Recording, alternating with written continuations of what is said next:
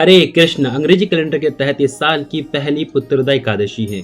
इस एकादशी को व्रत पालन करने से जिनको भी संतान उत्पत्ति में परेशानी होती है, उनकी संतान उत्पत्ति की परेशानी दूर हो जाती है और संतान की उत्पत्ति होती है। इस एकादशी का व्रत 10 जनवरी से लेकर 11 तारीख तक है। 11 तारीख के 7 बजे से लेकर 8:26 के बीच में इसका प्राण टाइम है।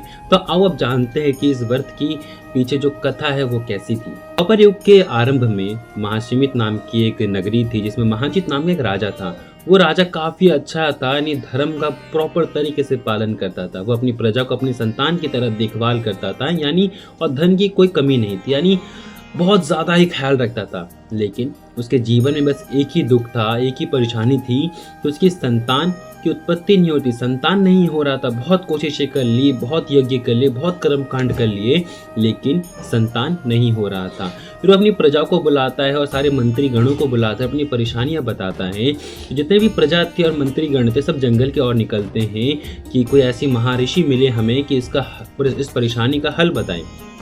तो उनको उस जगह पे महर्षि लोमेश मिलते हैं। तो लोमेश जी से जब वो अपनी बातचीत करते हैं तो लोमेश जी बताते हैं कि जो हमारे महाजीत जो राजा हैं वो पूर्व जन्म में बहुत धनी व्यापारी थे, और उन्होंने एक दिन क्या किया था, उनको काफ़ी ज़्यादा प्यास लग रही थी। एक तालाब के पास जाते थे। एक तालाब के पास जैसे ही वो गए, वो देखते हैं कि एक गौ माता जो है उस तालाब से पानी पी रही थी।